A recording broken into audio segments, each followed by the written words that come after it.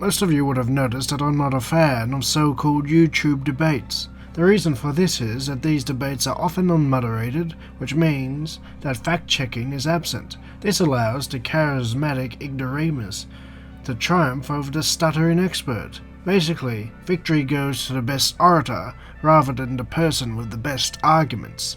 In my personal opinion, a debate should be between two groups who are knowledgeable about the topic but disagree on how to interpret the factual information.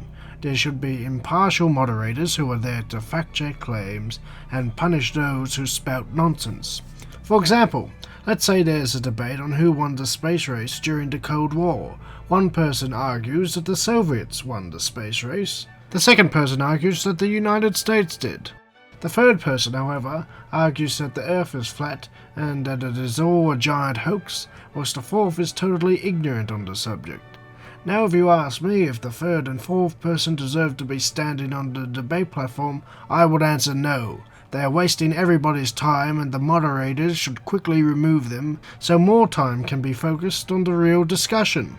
A debate between an expert and a complete ignoramus should never take place. Take the academic agents debate with Jack, for example.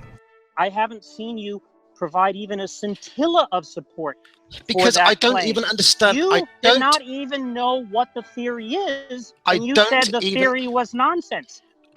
When people say that a theory is nonsense and they don't know anything about the theory, Jack, that's just intellectual dishonesty. No, it's not, because I have read. So you do know what the theory is. I have read all 3 fucking volumes of Capital. No, you haven't.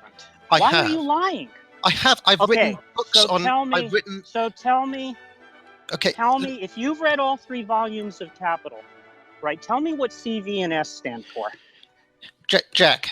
Tell me what CV and S stand for if you've read all 3 volumes of Capital. What do those initials mean in the labor theory of value? Jack, please. You're a liar. Now, why would you lie? Jack, I want you. You don't even know. You've never read the fucking book. I have read the book. Okay, what does CV and S mean? What does CV and S mean? I can't bloody remember off the top of my head. Yeah, you can't remember. So you don't fucking know what the theory is. But okay? The point is, if you're going to say the theory is false, you have to provide an argument that the theory is false. You have to provide. What is the argument? So the academic agent was sitting there clueless as Jack educated him on the labor theory of value.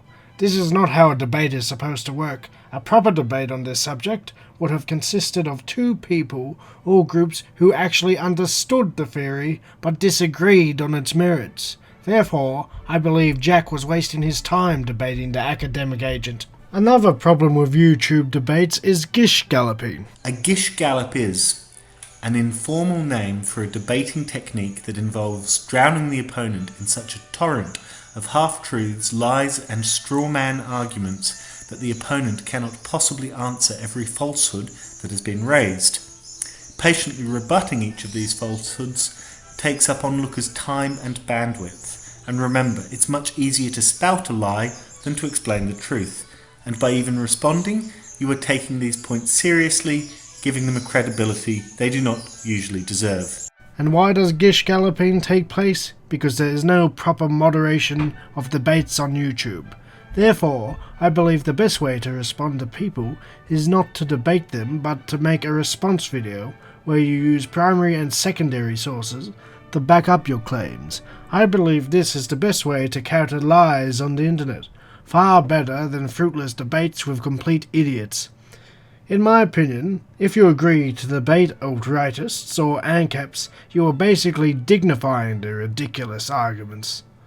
So when you see an ANCAP or alt-rightist make a moronic claim, you don't say, let's dignify that remark by offering to debate them.